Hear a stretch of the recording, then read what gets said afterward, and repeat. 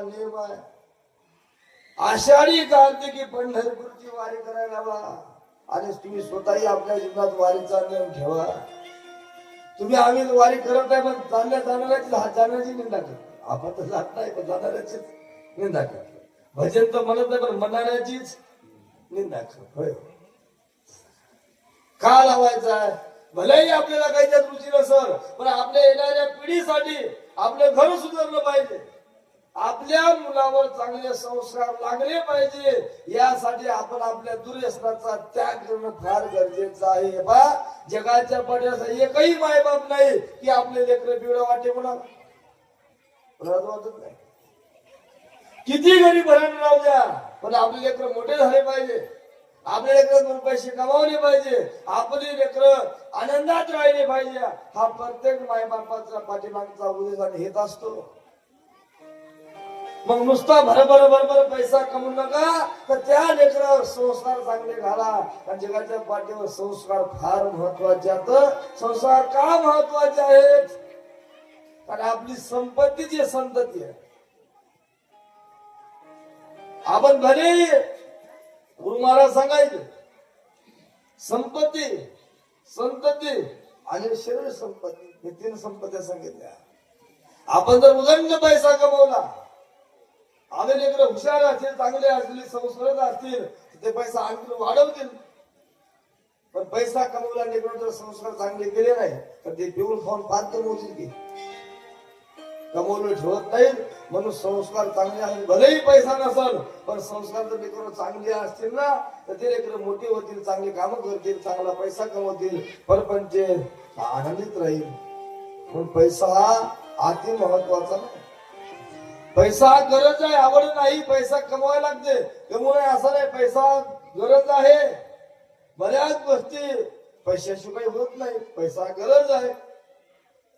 पण तुम्ही आम्ही पैसा ही आवड म्हणून कमवतो. कमवू असं नाही, प्रत्येकानंच कमवणं किती गरजेचं आहे. आणि पैशाशिवाय काहीच होत नाही. आता आपण सकाळी उठल्यापासून झोपेपर्यंत बिगर पैशाचं काहीच चालत नाही. चालते का? पूर्वी तरी बरंच काही आपल्याला फुकट होतं. आता फुकट काय? काहीच नाही.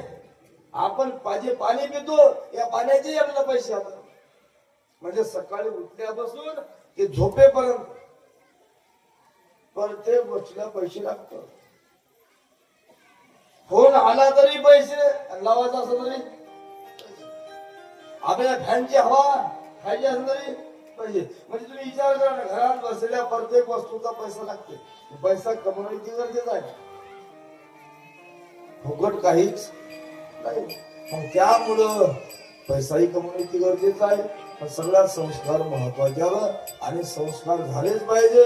पण त्या संस्कार होण्यासाठी आपण आधी सुधरा. आपण गळ्यामध्ये माळी घाला. कारण किंवा आजचा दिवस उद्या नाही. आजचा दिवस उद्या येते का? नाही. दिवस गेले आतापर्यंत आपले अनगणित दिवस गेले आणि हे 7 दिवस जाणार आहे त्यात काही शंका नाही. पण जाणार आहेत त्यासाठी आपलं जीवन सुंदर झालं पाहिजे. आपल्या घरामध्ये संस्कार राबले पाहिजे. यासाठी प्रत्येकाने अभ्यास करणं फार गरजेचं आहे. त्यासाठी आसक्त असतो. मगाही म्हणलो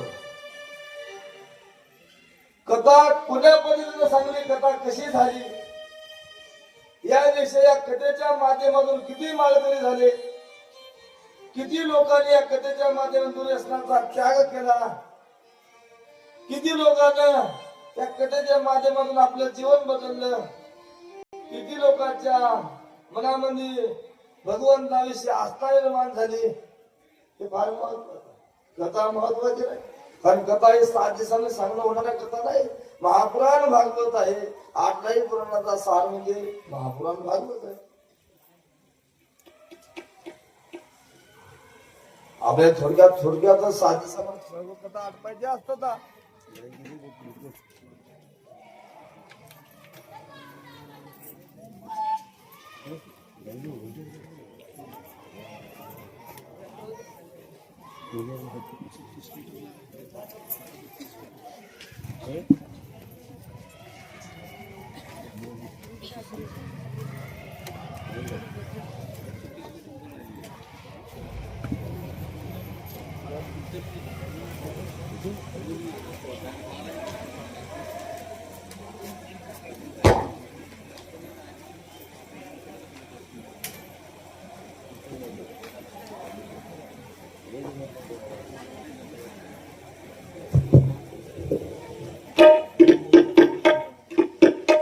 गोपाल कृष्ण भगवान की जय।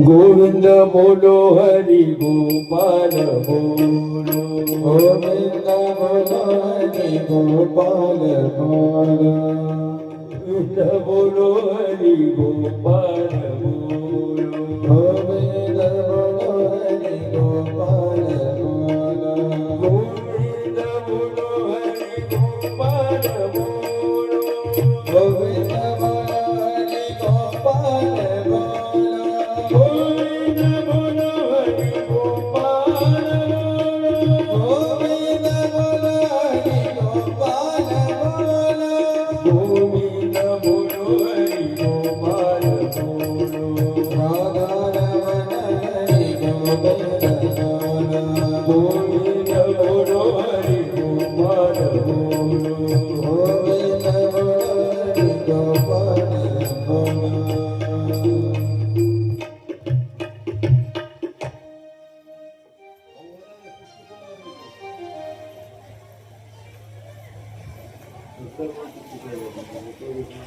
गोपाल कृष्ण भगवान की जय।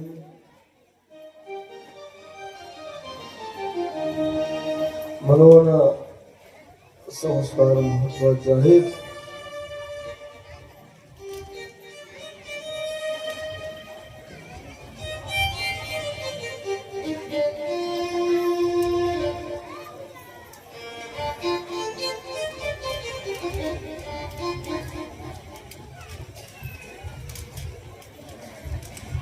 या 7 दिवसामध्ये राहिल्या 4 दिवसात जरा माळी नाही का, आणि प्रत्येकाने आपल्या घरात तुळशीच्या माळी घालायच्या. आता इतकं लक्षात ठेवा. कोणाच्या गळ्यात माळी लागली हातवर करावं, तुझ्या गळ्यात नाहीत ते वर करा, गळ्यात नाहीत.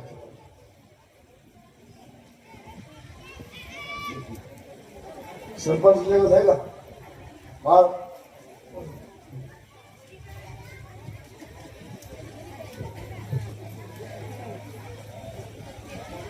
त्याच्या गळ्यात नाही ती वरी करा, गळ्यात माळ नाही ती वरी करा, वर लागत वर करा, त्याच्या गळ्यात माळ नाही ती वरी करा. बरं त्याच्या गळ्यात माळी हातात ते वरी हात करा, जाऊ द्या बाबा. म्हणजे सगळं वडत माळकरी झालं.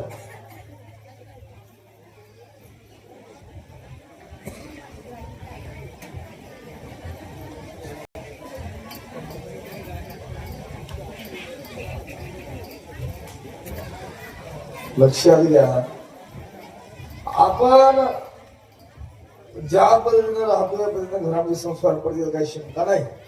नारद महर्षीच्या आश्रमामध्ये गयादूचा मुलगा म्हणजे भक्त प्रल्हाद होता. तो भक्त प्रल्हादाच्या कानावर सातत्यानं श्रीमन नारायण नारायण श्रीमन नारायण नारायण भजन होत. सारखं भजन होत. आणि सारखं भजन असल्यामुळं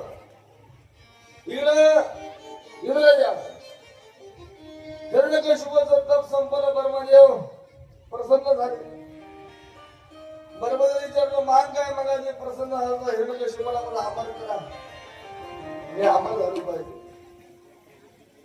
ब्रह्मदेवाने सांगितलं मीच अमर नाही, मीच अमर